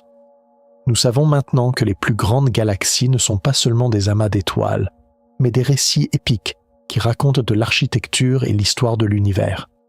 Nous savons maintenant que notre existence est une occasion unique de lire, de comprendre et d'ajouter de nouveaux chapitres à cette histoire. Mais, au-delà de toutes ces conclusions philosophiques, il y a une autre couche que nous n'avons pas encore abordée dans ce voyage. Ce que ces structures massives nous disent non seulement sur ce qu'est l'univers, mais aussi sur ce que nous pouvons être. L'histoire de ces monstres cosmiques n'est pas seulement liée à la physique et à l'astronomie, elle est également liée à l'évolution, à la complexité et à la nature de la conscience. Car entre l'existence de ces galaxies massives et le fait que nous ayons cette conversation ici et maintenant, il pourrait y avoir un lien beaucoup plus profond, beaucoup plus fondamental qu'il n'y paraît à première vue.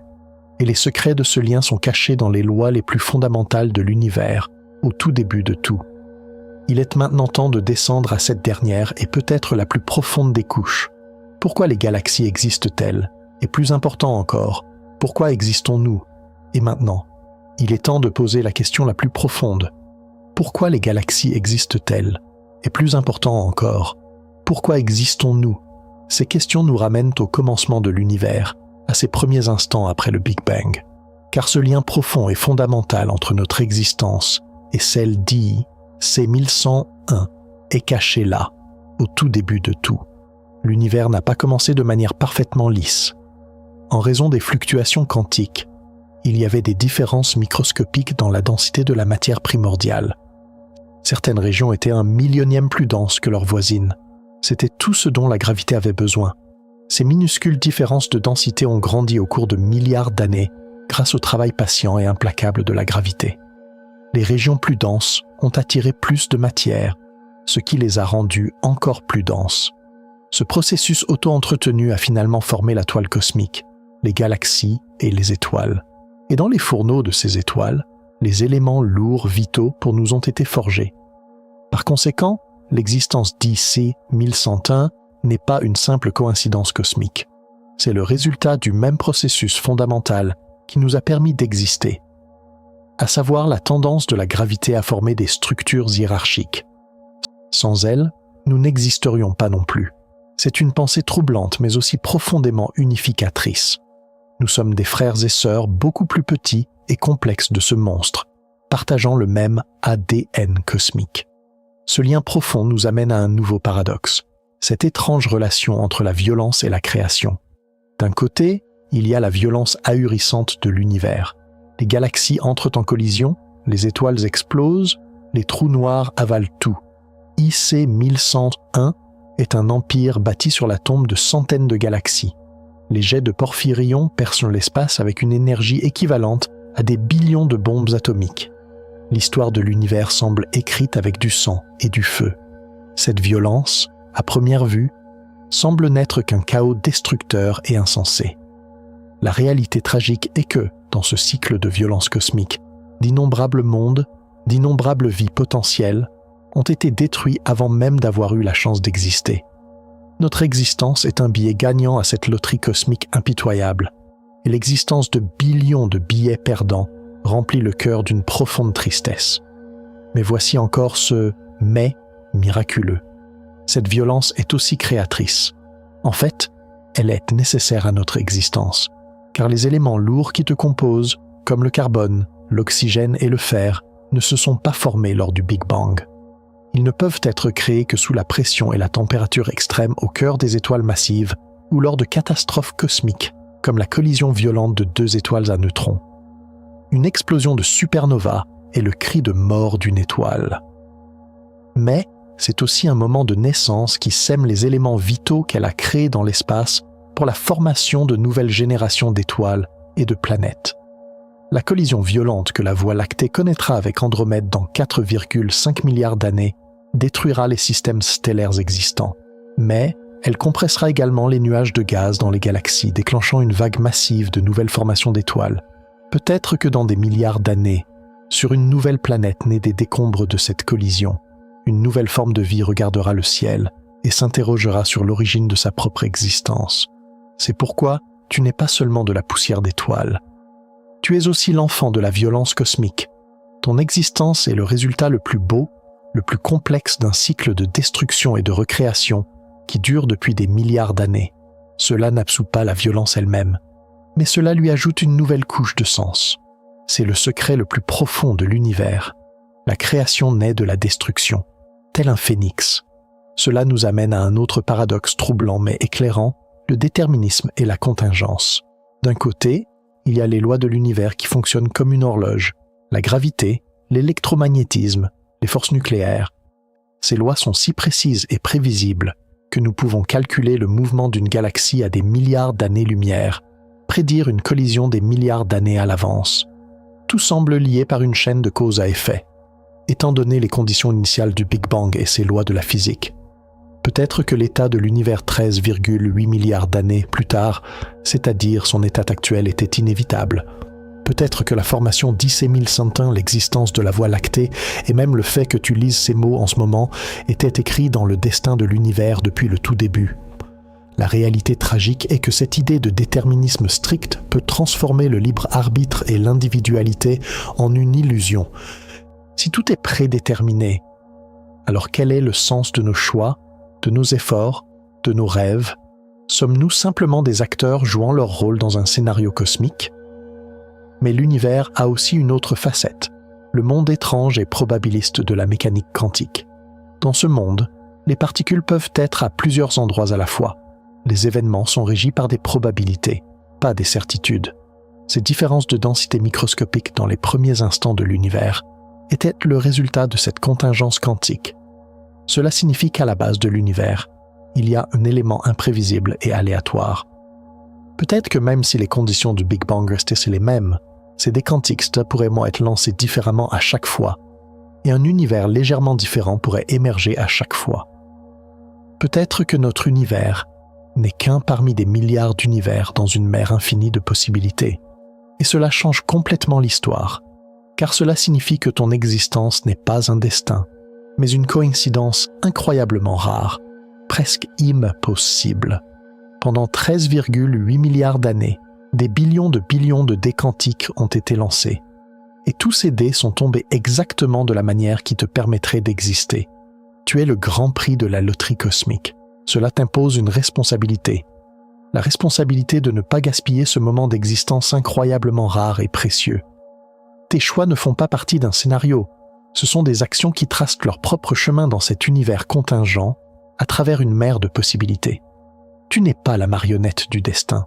Tu es un danseur des probabilités. Et cette danse nous amène à une dernière pensée, peut-être l'arrêt le plus intime de ce voyage.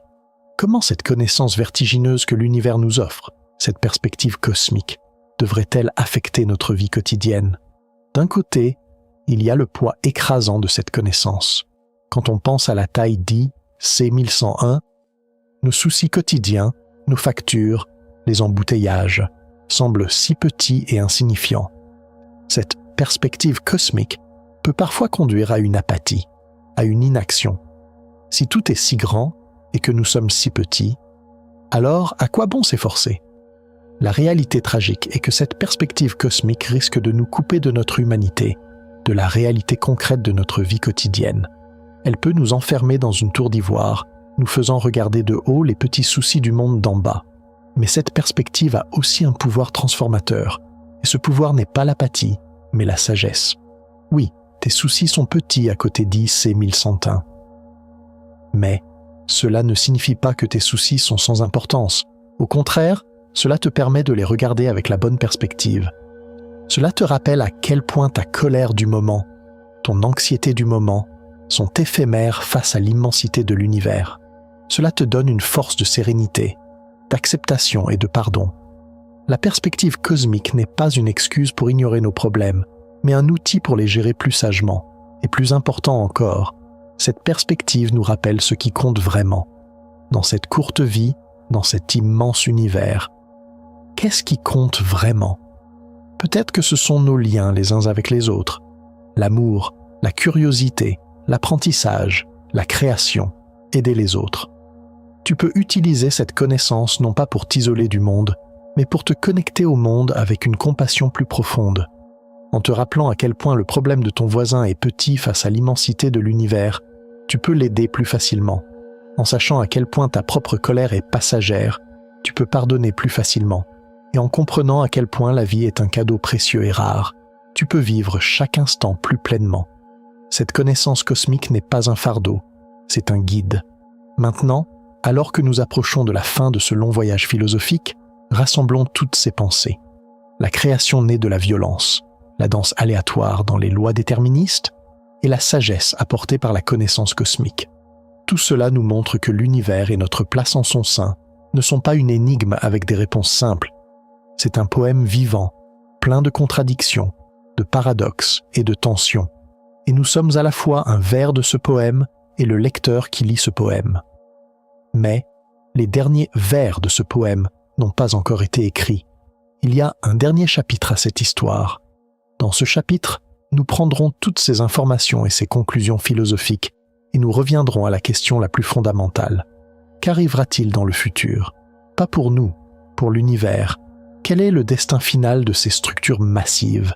Et que nous dit ce destin sur le sens ultime de notre propre existence? Car le vrai sens d'une histoire se révèle souvent à la toute fin. Et maintenant, il est temps de faire un voyage vers cette fin longue, lente et inévitable de l'univers, le temps. Et ce voyage nous confronte au destin inévitable de l'univers, car cette vérité amère que nous avons apprise avec la découverte de l'énergie noire, à savoir que l'expansion de l'univers s'accélère, est un arrêt de mort pour l'avenir de ces structures massives. Dans des billions d'années, lorsque les dernières étoiles se seront éteintes, l'univers plongera dans une longue et lente obscurité connue sous le nom de mort thermique. C'est la fin de tout. Cette fin nous laisse avec un nouveau et dernier paradoxe, la confrontation ultime entre la permanence et la fugacité. D'un côté, il y a des structures comme IC1101 qui ont existé pendant des milliards d'années et qui, avec leur masse et leur taille ahurissante, semblent presque immortelles. Leur existence nous semble être un symbole de permanence, de durabilité et de puissance. De l'autre côté, il y a le fait que même ces structures sont si éphémères et fragiles face au destin final de l'univers. La réalité tragique est que rien ne dure éternellement, ni les 100 000 milliards d'étoiles d'IAC 1100, ni les jets de 23 millions d'années-lumière de Porphyrion, ni notre civilisation. Tout, tôt ou tard, se dissoudra dans l'immense océan du temps. C'est la loi la plus fondamentale de l'existence, et faire face à cette loi peut laisser un profond sentiment de tristesse et d'absurdité. Mais, ce dernier « mais » est peut-être le plus puissant. Oui, tout est éphémère. Mais, peut-être qu'une chose n'a pas besoin de durer éternellement pour avoir de la valeur. Peut-être que la beauté et le sens d'une chose résident précisément dans sa fugacité. Ce qui rend un coucher de soleil beau, c'est qu'il ne dure que quelques minutes. Ce qui rend une fleur précieuse, c'est qu'elle se fanera en quelques jours. Si tout durait éternellement, rien n'aurait de valeur. La fugacité n'est pas la source de l'absurdité, mais de la valeur. C'est pourquoi le fait qu'I-C 1100 disparaisse un jour ne diminue en rien sa magnificence d'aujourd'hui. Au contraire, cela la rend encore plus précieuse. C'est une œuvre d'art unique et limitée dans le temps que l'univers nous offre.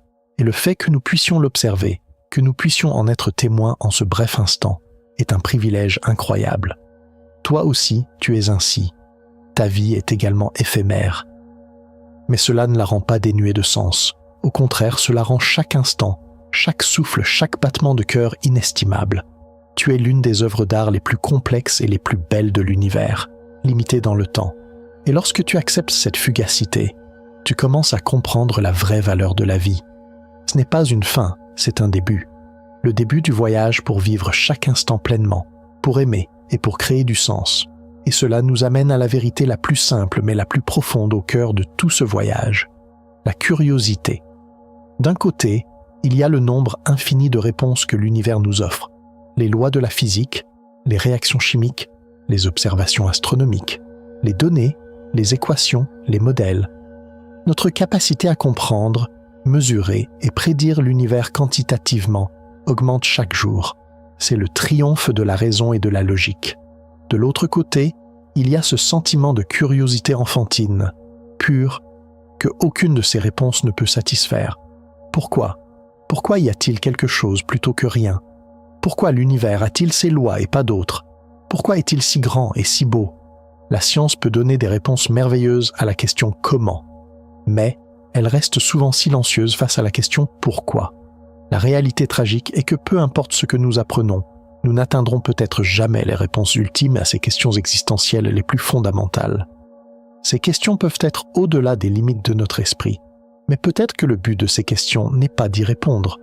Peut-être que leur but est d'être posées, car lorsque nous demandons « pourquoi ?», nous cessons d'être de simples processeurs de données et nous devenons des êtres qui ressentent, s'émerveillent et cherchent un sens. La curiosité est l'impulsion la plus fondamentale qui nous rend humains. C'est la force qui nous a fait sortir de nos grottes et regarder les étoiles. C'est le feu qui nous pousse à construire des télescopes, à écrire des équations et à poursuivre ces monstres massifs. Les réponses nourrissent notre esprit. Mais les questions nourrissent notre âme. C'est pourquoi ce qui devrait te rester à la fin de ce voyage n'est pas une série de faits ou de chiffres. Ce qui devrait te rester, c'est la renaissance de ce sentiment de curiosité initiale, la capacité de regarder le ciel et de dire « Wow » avec la pureté d'un enfant. Car dans ce moment, « Wow », tu t'unis à l'univers au niveau le plus profond. À ce moment-là, tu n'es pas seulement quelqu'un qui observe l'univers, tu es la partie de l'univers qui s'émerveille de sa propre beauté. Et ce sentiment d'émerveillement contient une vérité qu'aucune équation ou donnée ne pourra jamais capturer. C'est une sagesse au-delà de la science. À la fin de ce long et profond voyage, comment nous sentons-nous ? D'un côté, ce vertige familier, ce sentiment de néant écrasant créé par le fait que nous sommes un grain de poussière dans l'océan cosmique. De l'autre côté, ce sentiment de puissance indescriptible d'avoir un esprit capable de cartographier l'océan. D'un côté, cette tristesse mélancolique de savoir que tout finira un jour. De l'autre côté, cette joie de vivre exubérante de comprendre à quel point la fugacité rend chaque instant précieux. D'un côté, cette curiosité infinie créée par les questions « pourquoi ?», sans réponse. De l'autre côté, ce sentiment de compréhension satisfaisant apporté par les réponses que nous donnons à la question « comment ?». qu'est-ce qui est vrai? Tout est vrai, car nous sommes la somme de ces contradictions. Nous sommes des êtres qui dansent au sein de ces paradoxes. Et cette danse elle-même est le plus grand sens de notre existence. Nous savons maintenant que la plus grande galaxie n'est pas qu'un simple chiffre. C'est une scène épique des lois fondamentales de l'univers, de la violence et de la création, du déterminisme et de la contingence, de la permanence et de la fugacité. Nous savons maintenant que notre place sur cette scène est petite mais significative, éphémère mais précieuse, solitaire mais connectée. Ce voyage nous a montré la grandeur de l'univers. Mais il nous a aussi rappelé à quel point l'univers en nous est profond et riche. Nous sommes maintenant arrivés à la dernière étape de ce voyage. Il est temps de regarder en arrière, de rassembler tout ce que nous avons appris, tout ce que nous avons ressenti, et de comprendre ce qui reste de cette histoire immense, quelle est la vérité la plus pure, la plus distillée. Car à la fin de chaque grand voyage, on retourne à son point de départ. Mais on n'est plus la même personne, et nous non plus, nous ne sommes plus les mêmes, car nous avons regardé dans les yeux des plus grands monstres de l'univers, et dans ces yeux, nous avons vu notre propre reflet. Il est maintenant temps de donner un sens, une dernière fois, à ce que nous avons vu dans ce reflet. Dans ce voyage, nous avons vu le silence et l'espoir de la science. Mais je ne vous ai pas parlé de la véritable explosion qui s'est produite dans la première seconde de l'univers, juste après le Big Bang, alors que l'univers était plus petit qu'un atome. Il est soudainement devenu plus grand qu'une galaxie. C'est le secret de l'inflation cosmique. Dans notre prochain voyage, nous chercherons la force derrière cette expansion incroyable. Êtes-vous prêts?